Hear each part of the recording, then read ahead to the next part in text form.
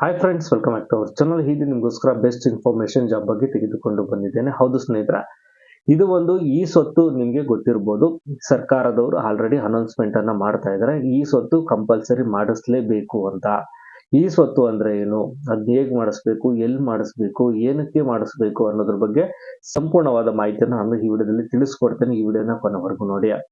ಸ್ನೇಹಿತರೆ, ನೀವು ನೋಡಿರ್ಬೋದು, ಇಂದಿನ ಕಾಲದಲ್ಲಿ ಎಲ್ಲಾ ರೀತಿಯ ಡಾಕ್ಯುಮೆಂಟ್ಸ್ಗಳು ಎಲ್ಲ ಕಾಗದ ಪತ್ರದಲ್ಲಿ ನಿಮ್ಗೆ ಸಿಗ್ತಾ ಇತ್ತು. ಅಂದ್ರೆ ನಿಮ್ಮ ಒಂದು ಮನೆ ಅಗ್ರಿಮೆಂಟ್ ಆಗಿರ್ಬೋದು, ಅಥವಾ ಜಮೀನಿನ ಒಂದು ಪಾಣಿಗಳಾಗಿರ್ಬೋದು, ಅಥವಾ ಒಂದು ದಾಖಲಾತಿಗಳಾಗಿರ್ಬೋದು, ರಿಜಿಸ್ಟ್ರೇಷನ್ ಆಗಿರ್ತಕ್ಕಂಥದ್ದಾಗಿರ್ಬೋದು, ಪ್ರತಿಯೊಂದು ಕೂಡ ಕಾಗದದ ರೂಪದಲ್ಲಿ ಇರ್ತಕ್ಕಂಥದ್ದು ಆಗಿತ್ತು ಡಾಕ್ಯುಮೆಂಟ್ಸ್.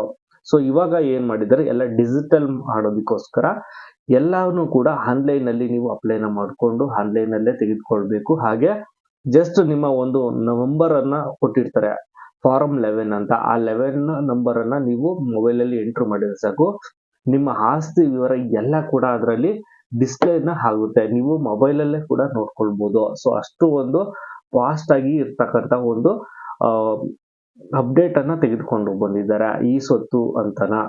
ಸೊ ಇದರಲ್ಲಿ ನಿಮ್ಮ ಮನೆ ಸೈಟು ಅಥವಾ ಜಮೀನು ಅಥವಾ ಕೃಷಿ ಜಮೀನು, ಇಲ್ಲ ನಿಮ್ದು ಯಾವುದೇ ರೀತಿಯ ಕಮರ್ಷಿಯಲ್ ಜಮೀನು ಅಥವಾ ಒಂದು ಫಾರಂ ಫ್ಯಾಕ್ಟ್ರಿ ಏನೇ ಆಗಿರ್ಬೋದು. ಸೊ ಇದನ್ನೆಲ್ಲ ಕೂಡ ಒಂದೇ ಒಂದು ಫಾರಂ 11 ಅಲ್ಲಿ ಎಲ್ಲ ಕೂಡ ಅಲ್ಲಿ ಬರುವ ಹಾಗೆ ಮಾಡ್ತಾ ಇದ್ದಾರೆ. ನೀವು ನೋಡಿರ್ಬೋದು, ನಿಮ್ಮ ಆಧಾರ್ ಕಾರ್ಡ್ ನಂಬರ್ ಅನ್ನ ಹಾಕಿದ್ರೆ ನೀವು ಹೇಗೆ ಆಧಾರ್ ಕಾರ್ಡ್ ಪ್ರಿಂಟ್ ಅನ್ನ ತೆಗೆದುಕೊಳ್ಬಹುದು. ಸೊ ಅದೇ ತರ ಈ ಸ್ವತ್ತುವನ್ನ ಮಾಡಿದ್ದಾರೆ. ಸೊ ಈ ಸ್ವತ್ತು ಇದು ಸರ್ಕಾರದವರೇನೆ ಮಾಡಿರೋದ್ರಿಂದ ನೀವು ಕಂಪಲ್ಸರಿ ಮಾಡಿಸ್ಲೇಬೇಕಾಗಿರ್ತದೆ. ಈ ಸ್ವತ್ತು ಮಾಡಿಸೋದ್ರಿಂದ ನಿಮ್ಗೆ ತುಂಬಾ ಅನುಕೂಲ ಕೂಡ ಇದೆ. ಸೊ ಇದನ್ನು ಎಲ್ಲಿ ಮಾಡ್ತಾರೆ, ಹೇಗ್ ಮಾಡ್ತಾರೆ ಅಂತ ನೋಡೋಣ. ಅದಕ್ಕಿಂತ ಮುಂಚೆ ನೀವಿನ್ನು ನಮ್ಮ ಚಾನಲ್ಗೆ ಸಬ್ಸ್ಕ್ರೈಬ್ ಮಾಡಿಲ್ಲ ಅಂದ್ರೆ ಸಬ್ಸ್ಕ್ರೈಬ್ ಅನ್ನ ಮಾಡ್ಕೊಳ್ಳಿ. ಹಾಗೆ ಪಕ್ಕದಲ್ಲಿರುವ ಬೆಲ್ ಬಟನ್ ಅನ್ನ ಒತ್ತಿ ನೋಟಿಫಿಕೇಶನ್ ಅನ್ನು ಆನ್ ಮಾಡ್ಕೊಳ್ಳಿ. ಅದರಿಂದ ನಾವು ಹಾಕೋ ವಿಡಿಯೋಗಳು ನಿಮಗೆ ನೋಟಿಫಿಕೇಶನ್ ಮೂಲಕ ಮೊದಲು ತಲುಪುತ್ತವೆ. ಹಾಗೆ ಈ ವಿಡಿಯೋಗೊಂದು ಲೈಕ್ ಮಾಡಿ. ಈ ಸ್ವತ್ತು ಗ್ರಾಮ ಪಂಚಾಯತಿ ಅಂಡರ್ ಅಲ್ಲಿ ಬರ್ತಕ್ಕಂಥ ಒಂದು ಡೊಮೈನ್ ಆಗಿದೆ. ಅಂದ್ರೆ ನಿಮ್ಮ ಏನ್ ಜಮೀನಿದೆ ಅಥವಾ ಕೃಷಿ ಜಮೀನ್ ಏನಿದೆ, ಸೈಟ್ಗಳೇನಿದೆ, ಮನೆಗಳೇನಿದೆ, ಸೊ ಅದಕ್ಕೆಲ್ಲ ನೀವು ಈ ಸ್ವತ್ತನ್ನ ಮಾಡಿಸ್ಲೇಬೇಕಾಗಿರುತ್ತದೆ. ಇದು ಗ್ರಾಮ ಪಂಚಾಯತಿಯಲ್ಲಿ ಬರ್ತಕ್ಕಂತ ಒಂದು ವೆಬ್ಸೈಟ್ ಅಲ್ಲಿ ನೀವು ಈ ಒಂದು ಅಪ್ಲಿಕೇಶನ್ ಅನ್ನ ದಾಖಲಾತಿಗಳನ್ನ ಹಾಕ್ಬೇಕಾಗಿರ್ತದೆ. ಅದನ್ನೆಲ್ಲ ಕಂಪ್ಲೀಟ್ ಆಗಿ ಡಿಜಿಟಲ್ ಮೂಲಕ ಅಪ್ಲೋಡ್ ಅನ್ನ ಮಾಡ್ಬೇಕಾಗಿರ್ತದೆ.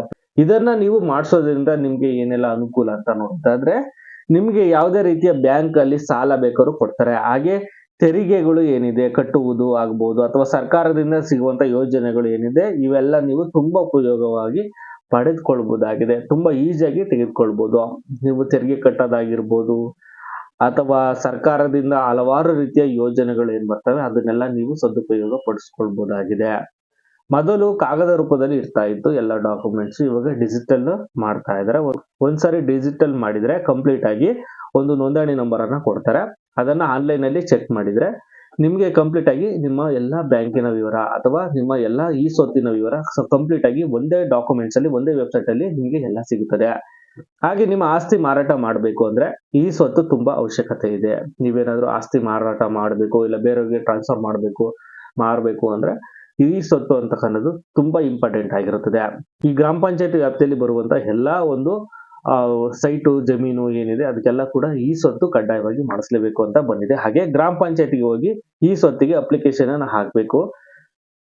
ಇದಕ್ಕೆ ಅಪ್ಲಿಕೇಶನ್ ಹಾಕೋದಕ್ಕೆ ನೀವು ಗ್ರಾಮ ಪಂಚಾಯತಿಗೆ ಹೋಗ್ಬೇಕು. ಗ್ರಾಮ ಪಂಚಾಯತಿಗೆ ಹೋಗಿ ಅಪ್ಲಿಕೇಶನ್ ಹಾಕಿದ ನಂತರ ನಿಮ್ಗೆ ಒಂದು ಫಾರಂ 11 ಅಂತ ಕೊಡ್ತಾರೆ. ಅದು ನಿಮ್ಮ ಮನೆಗೆ ಕಳಿಸ್ಕೊಡ್ತಾರೆ. ಅದನ್ನ ಆ ಫಾರಂ ಅನ್ನ ನೀವು ಗ್ರಾಮ ಪಂಚಾಯತಿಗೆ ಬೇಕಾದ್ರೂ ಹೋಗಿ ತೆಗೆದುಕೊಳ್ಬಹುದಾಗಿದೆ. ಇನ್ನು ಈ ಸ್ವತ್ತಿಗೆ ಏನೆಲ್ಲ ಡಾಕ್ಯುಮೆಂಟ್ಸ್ ಬೇಕು ಅಂತ ನೋಡಿದ್ರೆ, ಆಧಾರ್ ಕಾರ್ಡು, ರೇಷನ್ ಕಾರ್ಡು, ನಿಮ್ಮ ಹಳೆಯ ಸ್ವತ್ತುಗಳ ದಾಖಲಾತಿಗಳು ಅಂದ್ರೆ ಖಾತೆ, RTC ಅಂದ್ರೆ ಪಾಣಿ, ಸೊ ಇವೆಲ್ಲ ಕೂಡ ಬೇಕಾಗಿರುತ್ತದೆ. ಹಾಗೆ ನಿಮ್ಮ ಜಮೀನಿಗೆ ಅಥವಾ ನಿಮ್ಮ ಮನೆಗೆ ತೆರಿಗೆ ಏನಾದ್ರು ಕಟ್ತಾ ಇದ್ದೀರಾ, ಸೊ ಅದಕ್ಕೆ ಒಂದು ತೆರಿಗೆ ಸ್ಲಿಪ್ ಏನಿದೆ ಅದು ಕೂಡ ಕೊಡ್ಬೇಕಾಗಿರ್ತದೆ. ಒಂದ್ ವೇಳೆ ನಿಮ್ಮ ಹತ್ರ ತೆರಿಗೆ ಕಟ್ಟಿಲ್ಲ, ನಿಮ್ಗೆ ಅದು ನಮ್ಮ ಹತ್ರ ಇಲ್ಲ ಫಾರಂ ಅಂದ್ರೆ ನೀವು ಗ್ರಾಮ ಪಂಚಾಯತಿಗೆ ಹೋಗಿ ಕೇಳಿದ್ರೆ ಅವರೇ ನಿಮ್ಗೆ ತೆರಿಗೆನ ಕಟ್ಟಿಸ್ಕೊಂಡು ನಿಮ್ಗೆ ಒಂದು ಸ್ಲಿಪ್ ಕೊಡ್ತಾರೆ. ಅದನ್ನ ಅಲ್ಲೇ ಅಪ್ಲೈ ಕೂಡ ಮಾಡಬಹುದಾಗಿದೆ. ಹಾಗೆ ನಿಮ್ಮ ಒಂದು ಪ್ರಾಪರ್ಟಿ ಏನಿದೆ ಅಂದ್ರೆ ನಿಮ್ಮ ಮನೆ ಸೈಟು ಅಥವಾ ನಿಮ್ಮ ಜಮೀನು, ಕೃಷಿ ಜಮೀನು ಏನೇ ಆಗಿರ್ಬೋದು, ಅದ್ರದ್ದೊಂದು ಫೋಟೋ ಕೂಡ ಕೇಳ್ತಾರೆ. ಅಂದ್ರೆ ಇವಾಗ ನಿಮ್ಮ ಮನೆ ಅಂದ್ರೆ ನಿಮ್ಮ ಮನೆ ಫೋಟೋ ಅಟ್ಯಾಚ್ ಅನ್ನ ಮಾಡ್ಬೇಕು ಆ ಫಾರಂ ಅಲ್ಲಿ ಅಂತ ಹೇಳ್ತವ್ರೆ.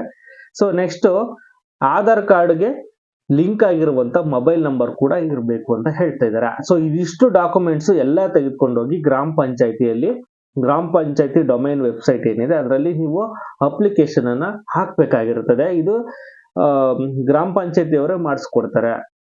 ಈ ಸ್ವತ್ತು ಅಪ್ಲಿಕೇಶನ್ ಏನಿದೆ ಇದನ್ನ ಹಾಕಿದ ನಂತರ 15 ದಿವಸದಲ್ಲಿ ಅದನ್ನ ಪರಿಶೀಲನೆ ಮಾಡ್ತಾರೆ, ಅದರ ಪ್ರೋಸೆಸ್ ಅನ್ನ ಮಾಡ್ತಾರೆ. ಪ್ರೋಸೆಸ್ ಮಾಡಿದ ನಂತರ ಅದರಲ್ಲಿ ಓಕೆ ಆದ ನಂತರ ಸರ್ವೆ ಆಫೀಸರ್ಗೆ ಈ ಫೈಲ್ ನ ಶಿಫ್ಟ್ ಮಾಡ್ತಾರೆ. ಅಂದ್ರೆ ಈ ಡಾಕ್ಯುಮೆಂಟ್ಸ್ ಸರ್ವೆ ಆಫೀಸರ್ಗೆ ಶಿಫ್ಟ್ ಮಾಡ್ತಾರೆ. ಸರ್ವೆ ಆಫೀಸ್ ಇಂದ ನಿಮಗೆ ಫಾರಂ 11 ನಂಬರ್ ಅನ್ನ ಕೊಡ್ತಾರೆ. ಆ ನಂಬರ್ ಅನ್ನ ತೆಗೆದುಕೊಂಡು ನೀವು ಇದರ ಬಗ್ಗೆ ಹೆಚ್ಚಿನದಾಗಿ ಮಾಹಿತಿನ ಕೂಡ ತೆಗೆದುಕೊಳ್ಬಹುದು. ನಿಮ್ದು ಎಲ್ಲಾ ಡಾಕ್ಯುಮೆಂಟ್ಸ್ ಕರೆಕ್ಟ್ ಇದೆ ಅಂತ ನೀವು ಆ ಫಾರಂ 11 ನಲ್ಲೇ ನೀವು ಚೆಕ್ ಮಾಡ್ಕೊಳ್ಬಹುದಾಗಿದೆ. ಸ್ನೇಹಿತರೆ, ನಿಮ್ಗೆ ಏನಾದ್ರೂ ಈ ಸ್ವತ್ತು ಬಗ್ಗೆ ಹೆಚ್ಚಿನದಾಗಿ ಡೌಟ್ಸ್ ಇದ್ರೆ ನೀವು ಕಾಮೆಂಟ್ ಸೆಕ್ಷನ್ ಅಲ್ಲಿ ನೀವು ಕೇಳಬಹುದು. ನಾವು ನಿಮ್ಗೆ ಆದಷ್ಟು ರಿಪ್ಲೈ ಮಾಡೋದಕ್ಕೆ ಪ್ರಯತ್ನ ಮಾಡ್ತೇವೆ. ನೋಡಿದ್ರಲ್ಲ ಸ್ನೇಹಿತರೆ, ಈ ವಿಡಿಯೋ ನಿಮ್ಗೆ ಇಷ್ಟವಾಗಿದ್ರೆ ಲೈಕ್ ಮಾಡಿ, ಶೇರ್ ಮಾಡಿ, ಸಬ್ಸ್ಕ್ರೈಬ್ ಮಾಡ್ಕೊಳ್ಳಿ. Thanks for watching.